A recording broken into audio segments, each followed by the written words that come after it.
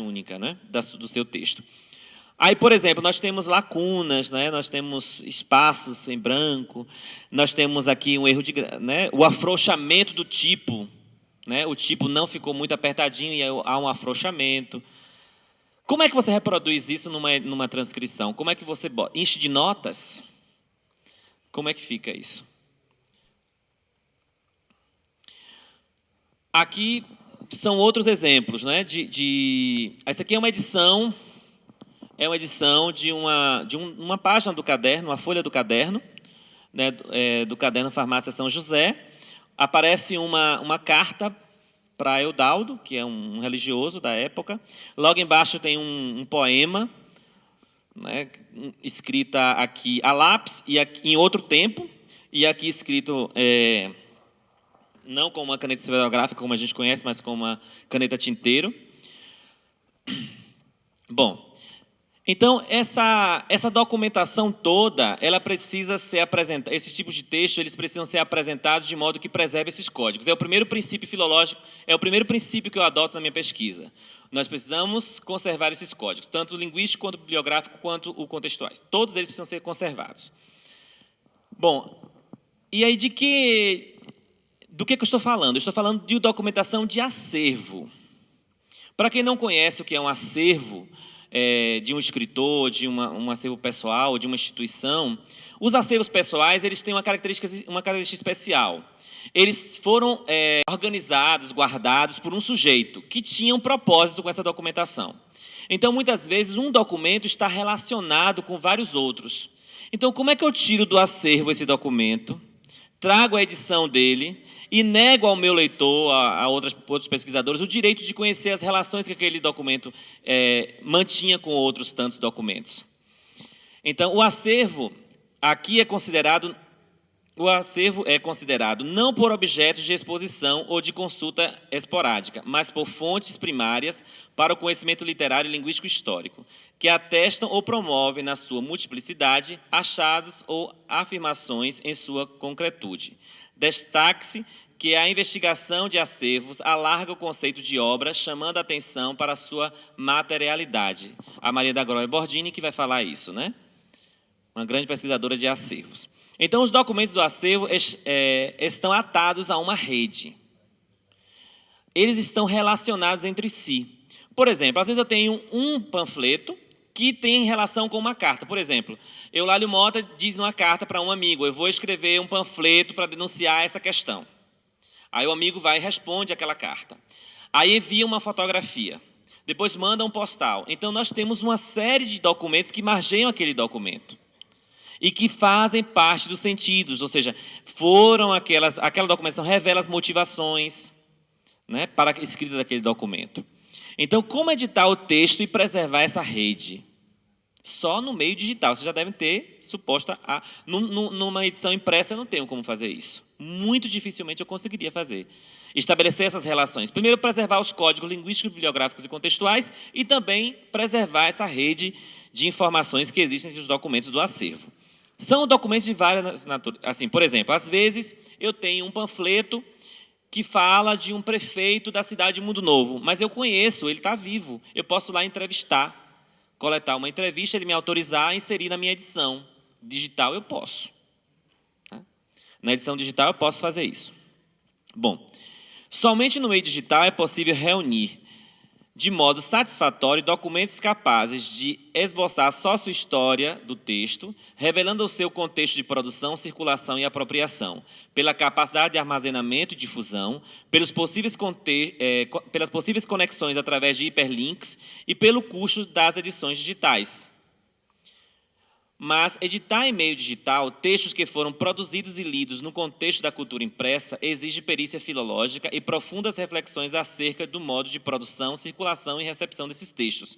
Porque, num contexto digital, opera-se em outro sistema de escrita que tem suas próprias regras do ponto de vista do código, do suporte e das práticas culturais. Certo? Então, não é uma coisa que se faz sem uma reflexão profunda, porque nós estamos falando de uma outra ordem, de uma outra prática, né, de leitura, de circulação. Né? Teríamos aqui uma aparente solução. Né? Teríamos aqui uma aparente solução, o meio digital. né, para aquelas problemáticas que eu coloquei antes. Então, o que é que dizem os especialistas? Então, quando eu fui escrever eu entrei no doutorado em 2009. Naquela ocasião, na UFBA, nós já tínhamos uma edição digital feita pela professora Alicia Dualose, em 2004. Naquela época, não se dispunha de muita tecnologia e também não era muito comum ter acesso. Hoje em dia, qualquer pessoa pode estudar programação.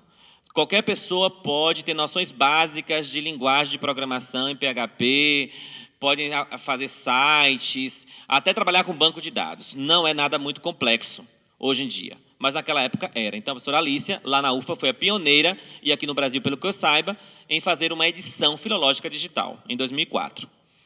Então, eu fui, né, a partir do que ela já tinha discutido, mantive contato também com o pessoal da USP, por meio da professora Maria Clara Paixão e Souza, que tinha desenvolvido uma ferramenta para a edição filológica, mas com um propósito de alimentar corporas para estudo linguístico, mas que não atendia ao que eu estava pensando, não atendia aqueles critérios que eu pensei. Então, eu fui pesquisar fora do Brasil e encontrei, nos Estados Unidos, uma tradição, desde a década de 80, em edições digitais. Lá nós já existe, desde a década de 80, pesquisadores discutindo essas questões que eu estava incomodado. Então, fui ler, obviamente, entrei em contato e manter contato com o pessoal dos Estados Unidos. O Peter Schillenburg, por exemplo, ele foi um dos pioneiros, em 97, a estabelecer critérios para as edições digitais que a Associação de Linguística dos Estados Unidos também adotou. Então, todos estavam fazendo edições digitais e não tinham critérios. Então, eles estabeleceram alguns critérios, que eu vou apresentar aqui quais são, e que eu não atendia ainda ao que eu esperava. Para eles, uma publicação, uma edição digital, ela tem que ser publicada na internet. Essa ideia de você fazer edições publicadas em CD não atende, porque assim, o CD, quase todos os computadores que se fabricam hoje em dia não lê mais CD, não é isso? Não lê mais CD. O CD desmagnetiza muito fácil. O CD nós não sabemos a duração dele. Não sabemos. A duração da internet nós sabemos. A internet ela pode deixar de existir, mas vai ser muito difícil. Então, assim, os leitores de CD já não são mais nem fabricados para computador. Então, assim, eles defendem que deve ser, e eu compactuo com isso, que uma edição digital deve ser publicada na internet. Porque haverá um local para o arquivo onde as atualizações atuais serão feitas e estará simultaneamente disponível para todos os usuários. Suponhamos que eu faça uma edição publicada em CD e eu encontre um erro. Eu tenho que recolher tudo, ou fazer uma nova tiragem. Então, não faz sentido. Se lá, numa edição digital, eu vou lá no meu... eu, enquanto gestor da minha edição, eu vou lá e altero, todos vão ver a alteração que eu fiz. Claro que isso tem consequências. Quando a gente faz modificações nas edições digitais, eu já estou antecipando um dos critérios que eu estabeleci, que se você altera a sua edição, você tem que informar para o leitor que naquela data foi feita uma alteração e dizer qual alteração é, porque senão isso não dá legitimidade ao seu trabalho, ele não se torna um trabalho acadêmico. Eu não posso chegar lá sem critério nenhum e ir alterando, corrigindo, acrescentando novas coisas. Eu tenho que registrar, tem que ter um campo na edição digital onde eu registre todas as alterações que foram feitas com dia e hora apontadas ali. Que isso dá legitimidade ao meu trabalho. Senão, vira um blog, não é uma edição digital. Certo? Bom, a integridade do arquivo será protegida por uma localização única, com critérios óbvios que nós temos hoje de segurança, né? Para conteúdos de internet, com backups automáticos e segurança. Não pode ser também uma coisa sem uma gestão informática, tem que ter uma gestão, tá? E com critérios bem estabelecidos. Cada usuário vai precisar do software de navegação para a sua própria máquina, mas não tem que ter espaço para todo o arquivo. Eu não preciso no meu computador baixar tudo. Eu vou acessando aquilo que me é conveniente. Então, às vezes, é um volume enorme de documentações que eu vou usando, olhando, só preciso da minha máquina do espaço do que eu estou consultando. Tá? É uma outra vantagem. Cada usuário, tendo software de acesso à rede, será capaz de acessar todos os arquivos padronizados da edição digital. Não importa onde no mundo o arquivo será mantido, qual é o servidor, né? Com a padronização de acesso à rede, os usuários não terão que comprar novos softwares cada vez que um novo arquivo é criado. Tá? Isso já é uma linguagem própria da internet, da sua reatualização o tempo todo. Os arquivos podem ser disponibilizados em qualquer local e ser mantido e atualizado localmente pelo editor. Então, transportabilidade, que é um outro critério que eles estabelecem. O sistema de software e os materiais de arquivo para edição digital devem ser independentes da plataforma. Sistemas operacionais. Não pode depender do sistema operacional. Eles têm que permitir que seja aberto em qualquer sistema operacional. É um outro critério. O design. Eu acho que o design é um dos mais importantes, né? Porque, assim, essa discussão ela se insere nas humanidades digitais, que é uma área de conhecimento que agrega e que traz para o meio digital a discussão de várias áreas. Por exemplo, um dos critérios das humanidades digitais é popularizar o acesso ao conhecimento acadêmico. Então, assim, as edições digitais elas precisam ter um layout amigável e que de fácil navegação para que qualquer usuário possa circular. Esse é um princípio da internet. Nós não podemos ter conteúdos na internet que você precise de muitos cliques para acessar, que você precise baixar toda a tela. Tem que ter um design, um layout bem agradável que possa favorecer o acesso. Então, o design do site e as especificações de armazenamento para os materiais arquivados devem antecipar os anseios da comunidade acadêmica e dos usuários de modo geral. Nesse sentido, devem-se observar as seguintes etapas. Aí tem a multimídia, né? A interatividade, permitir que o usuário comente o material apresentado. É possível, na edição que eu preparei, tem lá deixe seu comentário. Então, qualquer pessoa de qualquer lugar do mundo pode deixar um comentário. Eu autorizo depois se o comentário vai ou não para o ar. Porque alguém pode ir lá e fazer uma esculhambação e aparecer no meu site, eu não vou querer. Mas, assim, eu administro isso, mas eu posso permitir que as pessoas se comuniquem. Ou deixem seu comentário. Às vezes elogios, às vezes críticas. Tá? A construção de links, né? Links, mas que não pode pesar também muitos links. Construir hiperlinks, né? Favorecer a contextualização e a interpretação. Eu vou falar dos outros critérios aqui. A segurança do arquivo-fonte. Tem que ter uma política de preservação com backups e todo o sistema de segurança que hoje existe disponível no mercado para isso. Integridade e confiabilidade das informações. As informações precisam ser... o usuário tem que sentir confiança, porque é um trabalho filológico, é oriundo de um trabalho filológico, isso tem que deixar claro. E eu dei aqui já uma pista do que acontece. A gente pode, por exemplo, notificar toda vez que tiver uma alteração. A expansibilidade, ou seja, não é um trabalho nunca acabado, mas esse é um princípio também da filologia, da crítica textual. Nenhuma edição é definitiva, né?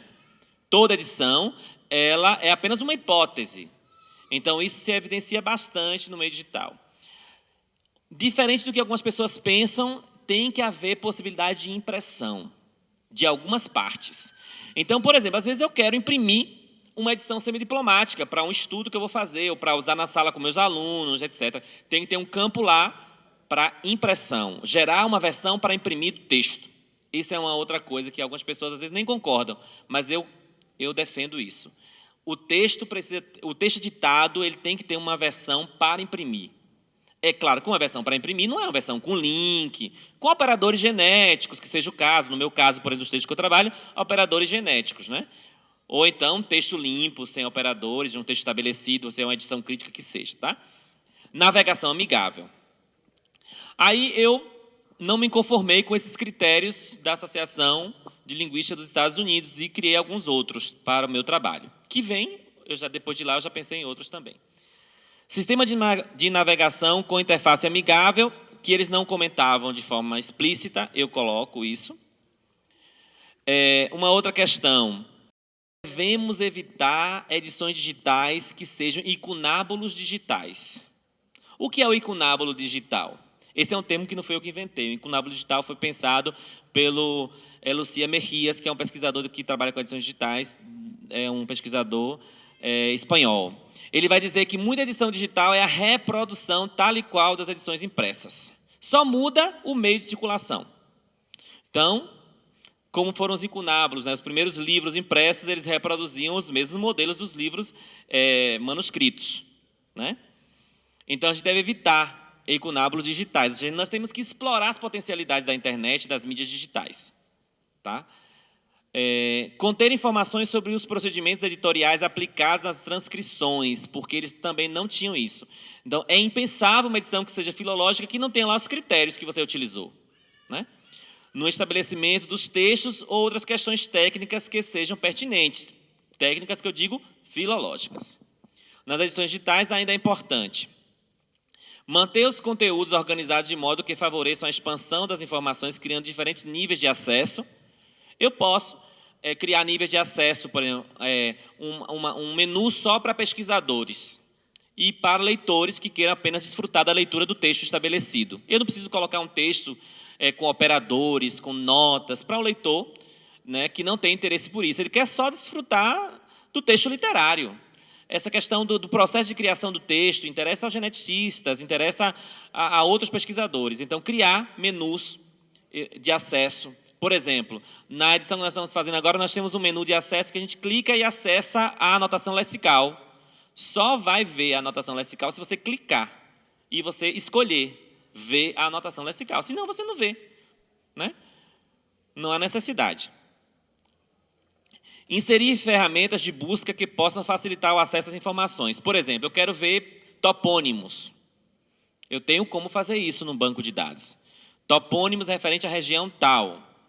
Se na minha edição eu anotei topônimo, fiz a anotação lexical de topônimos, contou a taxonomia toponímica, eu posso buscar dentro da taxonomia palavras em ordem alfabética, palavras aleatórias, palavras combinadas. Nós estamos testando isso lá agora com topônimos. E funciona bem. Funciona bem. Você busca dentro das edições. E você pode criar vocabulários próprios para cada texto, vocabulários específicos para cada texto. Eu quero ver só os topônimos dos panfletos de Eulálio Mota. Se eu anotar, eu tenho possibilidade de buscar. Me apresenta a lista, me apresenta, diz onde é que está, tudo direitinho, tudo organizado.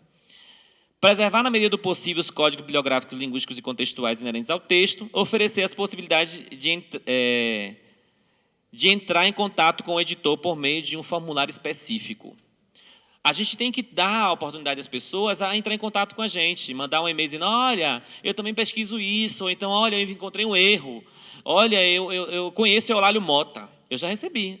Sou parente do Eulálio Mota, moro no Rio Grande do Sul, fiquei impressionado com aquilo. Tem uma carta que o meu tio mandou para mim, eu vou mandar para você para botar no acervo. Isso acontece lá dentro do site. Bom, definir critérios para a captura das imagens e desenvolver um sistema de preservação dos arquivos, que é uma outra coisa. Quem trabalha com edição digital tem que entender de editoração de imagem, que é o grande problema, porque tudo é imagem. Você não pode colocar qualquer tipo de facsímile ali, porque você vai aumentar o zoom, você tem que ter critérios. Capacidade de ser integrada a redes sociais e permitir comentários dos usuários. A capacidade de ser integrada às redes sociais e permitir... Está repetido. Bom, a professora Liliane até apresentou aqui. Por exemplo, eu vou pular aqui rápido. Aqui é o layout do nosso site, lá da edição. Então, por exemplo, nós apresentamos várias opções de edição. Você clica aqui, você tem uma transcrição sobre a imagem. Aqui é uma transcrição sobre a imagem. Você vê a imagem sozinha, você acessa um botãozinho, aparece a transcrição exatamente no local. Porque às vezes você tem dificuldade de ler o manuscrito, né? Mas aqui dá a oportunidade de você ler o manuscrito em contraste, a transcrição em contraste com o próprio manuscrito. É uma opção de edição que a gente tem lá. Ou então a edição semidiplomática normal, uma transcrição que eu chamo linearizada, onde o texto foi acomodado numa sequência lógica. Ou seja, parte do texto está aqui, nessa margem, mas ali eu tenho uma edição linear, que eu chamo. Ou seja, não obedece à topografia do texto, mas eu tenho também uma edição próxima do que a gente poderia chamar de edição genética. Aqui é um outro exemplo, porque às vezes o leitor não consegue ler o manuscrito. Eu não tenho necessidade. Se eu colocar o manuscrito aqui, o facsímile dessa carta, por exemplo, a maior parte dos leitores não vão saber ler. Não vão conseguir ler, porque a letra dele não é fácil. Aqui eu tenho uma edição com os operadores genéticos, né? Outra coisa, quem faz transcrição aqui sabe que nós usamos os parênteses inclinados, né? Para representar o texto riscado, né? Nas edições digitais você não pode fazer, não pode usar. porque esse sinal do parênteses inclinados é marca da linguagem de programação. Tudo que você colocar entre os parênteses inclinados não vai aparecer na edição, no HTML. Assim como outros códigos também, então a gente tem que rever. Por exemplo, o pessoal do PHPB, lá para o Estudo Português Brasileiro, que é um projeto herdado da professora Rosa Virginia, eles têm esse critério, eles jogaram tudo agora para gerar um site e todos os textos que estão com parênteses inclinados não aparece nada. Quer dizer, eu disse para eles, eu te avisei, tinha que mudar os critérios antes, mas aí como foi um professor, uma autoridade lá que tinha dito que tinha que ficar, ficou. Então vão ter que refazer tudo de novo. Mas assim, eu também descobri isso a duras penas, refazendo, tudo de novo. Aqui é uma versão para imprimir, a gente coloca uma versão para imprimir, a gente coloca a referência do texto, coloca uma marca d'água no fundo, para que a pessoa perceba que ali vem de um lugar específico. Informações sobre o autor também no site nós temos, né? Fotografias, né? Que o acervo tem muita coisa, tá? Aqui são os comentários, são vídeos, entrevistas que a gente faz, imagens que se relacionam com o texto. Aqui, por exemplo, é um texto que ele fala da chegada da televisão em Mundo Novo, e nós temos no acervo essa imagem, que é maravilhosa, né? Ou seja, as pessoas assistindo televisão na rua. Né? Então, um outro detalhe que nos nossos estudos nós fazemos é que, como nós trabalhamos com documentação de acervo, a gente primeiro estabelece o dossiê arquivístico. O que é o dossiê arquivístico? São todos os documentos, é uma rede de relações entre os documentos. E a gente começa a editar estabelecendo essa rede rizomática para a edição digital, entende? Ou seja, não é uma coisa muito simples, né? É uma coisa que dá muito trabalho. Fazer uma edição digital, muito dificilmente você consegue fazer. Eu fiz sozinho uma edição digital, na minha tese, mas hoje eu não trabalho mais sozinho. Eu tenho pessoas de ciência da computação trabalhando comigo, de engenharia da computação, faço curso de programação e estudo a informática, porque não está mais para a gente fazer. Tem coisas que eu peço para o pessoal de informática fazer e eles não conseguem atender, porque o meu pensamento de filólogo não é o deles de engenharia da computação. Então, nós temos que estudar para a gente poder, pelo menos, pedir. Olha, eu quero dessa forma. Né? Então, é isso. Então, essa é a pesquisa que a gente vem desenvolvendo lá e que, assim, no campo da filologia, a nossa pesquisa tem tentado inserir essa discussão, tá? Que não é tão fácil, porque a gente mexe com bases, né, já sólidas e uma tradição. Hoje está muito fácil. Quando eu comecei não era tão fácil assim. A minha orientadora, a professora Célia Teles, é uma filóloga, tradicional ainda, né, de uma herança, né, filológica tradicional, mas que abraçou, e hoje ela é uma das admiradoras dessa inserção da filologia no meio digital, e que eu convido a todos a repensar a filologia.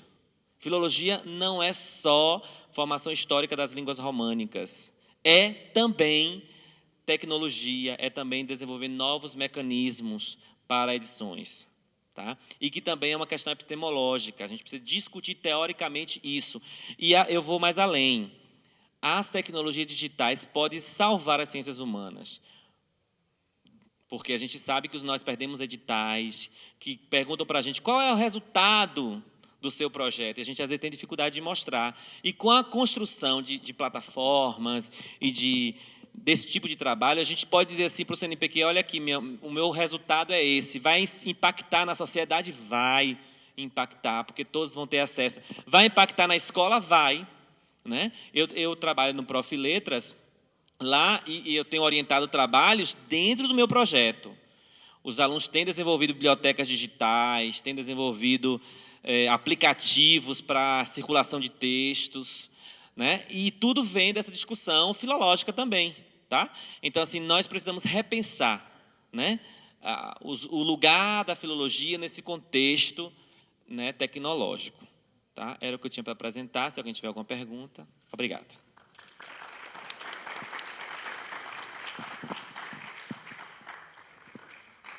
Ficamos muito honrados de podermos homenagear, condecorando esses dois colegas ilustres que a nossa comunidade acadêmica escolheu como sendo representantes da produção e da difusão da linguística e da filologia.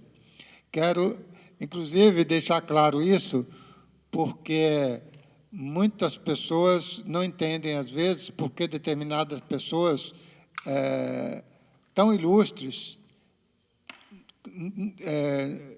demoram tanto a ser escolhidas como sendo o merecedor de uma medalha. Por exemplo, o exemplo não é uma hipótese, é o caso real. O professor Bruno Baceto, há vários anos que ele fica entre os primeiros, mas ele, no final, ele acaba não sendo eleito. Por quê? Porque não se considera apenas produção acadêmica, mas considera também a afinidade da pessoa, do pesquisador, como docente.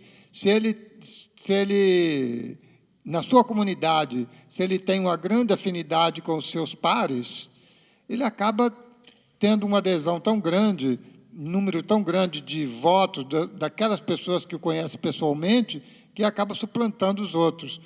Né? Isso já aconteceu mais de uma vez, e isso é muito importante, porque não basta você produzir academicamente muito, mas é interessante que você produza também uma interação grande com os seus pares. E essa interação, às vezes, não é resultado de uma excelente ou da máxima produção acadêmica. Okay? Então, quero agradecer a todos e parabenizar mais uma vez o professor Patrício e na pessoa da professora Celina Abad, também a professora Suzana. Meus parabéns também aos outros homenageados aqui, professora Aparecida, professor Miguel, a professora Ana, professora Tati, que professora Ana é a única que eu não conhecia ainda. Os outros eu já conhecia, já tinha alguma interação. Meus parabéns a todos. Muito obrigado.